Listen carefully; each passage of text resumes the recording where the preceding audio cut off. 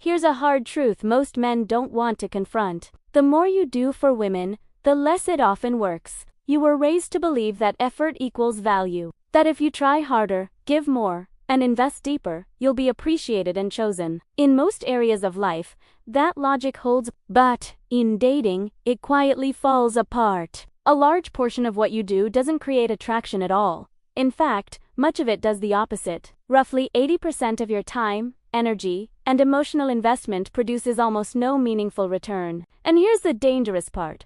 The longer you stay stuck in that wrong 80%, the more you lose control over your confidence, your frame, and the relationship itself. So the real question isn't how to do more. It's this.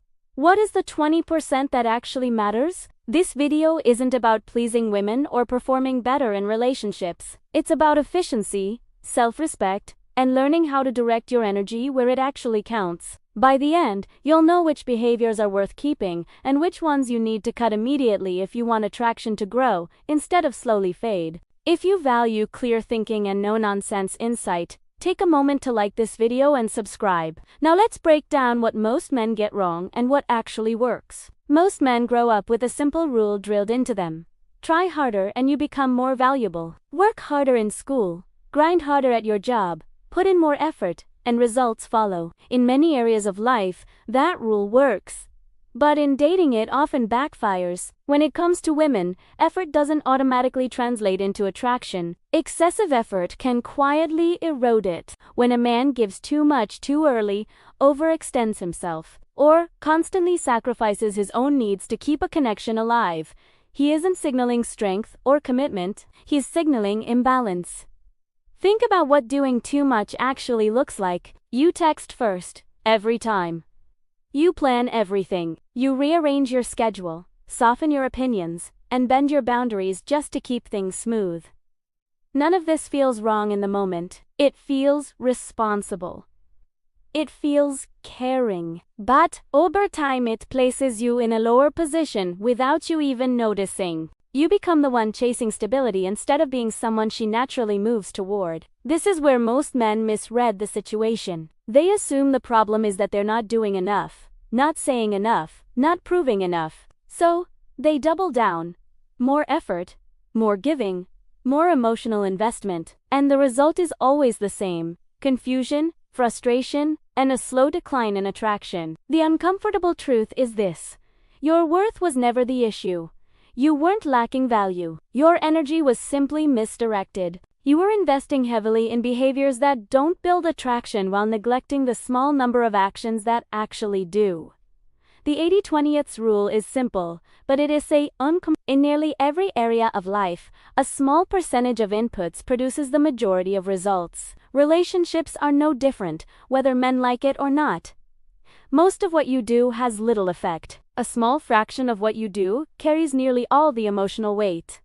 In dating, not every action lands the same way. Not every gesture is felt. Not every sacrifice is noticed. You can spend hours planning, texting, explaining, reassuring, and none of it may register the way you expect. Attraction doesn't measure total effort.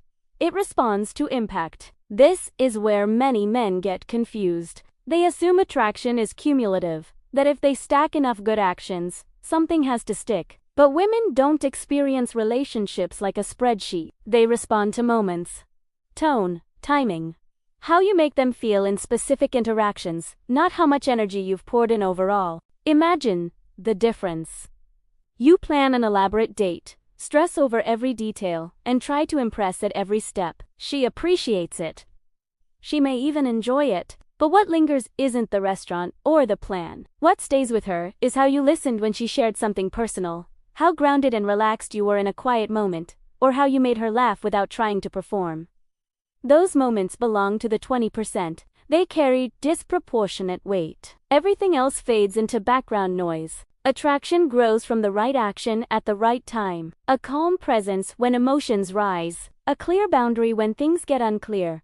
A genuine response instead of a rehearsed one. When those moments land, they do more than a dozen well-intentioned efforts that miss the mark. Understanding this changes the game. It shifts your focus away from doing more and toward doing what actually matters. Most men don't waste the wrong 80% because they're careless. They do it because they're operating on beliefs that sound reasonable, even noble. The first belief is simple. If you do more, you'll be loved more. Effort feels like insurance. Try harder, and the connection should feel safer, but attraction doesn't operate on effort-based guarantees. The second belief is sacrifice. Many men are taught that giving things up proves maturity and seriousness, so they compromise early.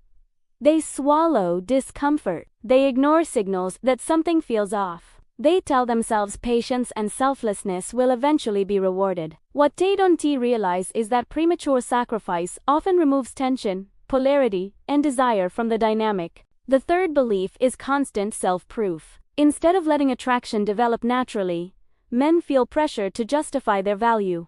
They explain themselves. They over-communicate intentions. They try to prove they're different, reliable, and emotionally available at all times. The relationship turns into a performance instead of an interaction. Beneath these beliefs sit two deeper fears: the fear of losing her, and the fear of not being enough. When those fears take over, men stop acting from clarity and start acting from urgency. Every message feels critical. Every silence feels threatening. Every shift in her mood triggers more effort instead of reflection. Over time, the pattern becomes predictable. First comes exhaustion, always on, always giving, always adjusting. 10 resentment, feeling like you're investing more than you're receiving, but not knowing how to stop. Finally, attraction fades. Not because you did something wrong, but because the dynamic lost balance. This is the trap of the wrong 80%. It looks like commitment, but it's driven by insecurity. It feels productive, but it drains energy. And the longer you stay in it, the harder it becomes to see which actions actually matter. Breaking this cycle doesn't require becoming cold or distant.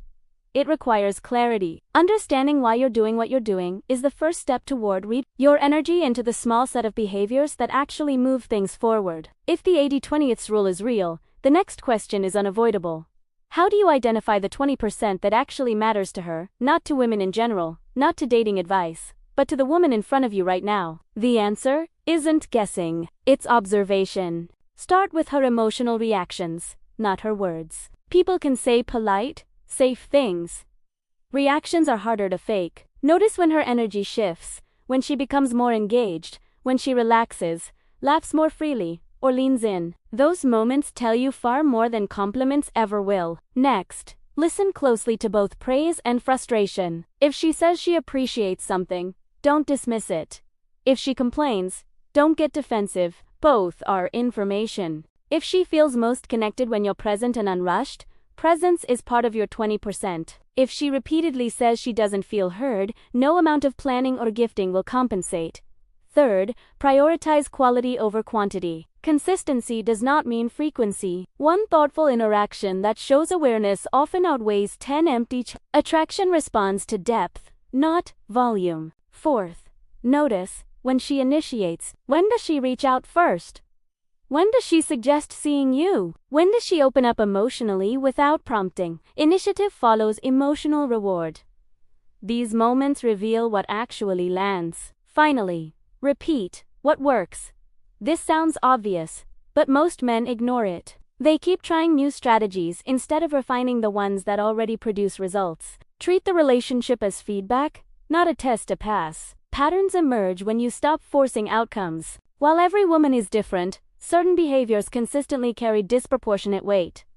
These aren't tactics. They're signals of stability, presence, and self-respect. Consistency, not constant availability, but alignment between words and actions. Attention to detail, remembering small things that show awareness. Authenticity, not shaping yourself into who you think she wants. Emotional presence, listening without fixing, staying grounded when emotions rise. Physical affection that matches her energy and timing. None of these are flashy. That's why many men overlook them. But together, they communicate control, not over her, but over yourself. And that's what attraction responds to most reliably. Just as important is knowing what to cut.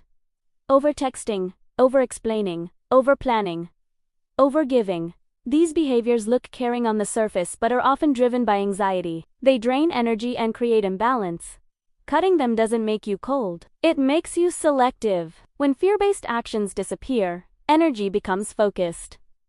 Self-respect enters the equation. You stop reacting and start choosing. The wrong 80% keeps you busy but ineffective. Letting it go doesn't reduce connection. It sharpens it. The 80/20 rule isn't just about dating better. It's about relating to your own energy differently. Instead of measuring effort, you measure response. Instead of pushing, you observe balance. Knowing when to continue means recognizing when your presence is valued. Knowing when to stop is just as important. If interest is inconsistent and effort is one-sided, more investment won't fix it. Walking away isn't failure, it's clarity. Before moving on, sit with this. You already know where your energy is going. You can feel it. The effort that drains you.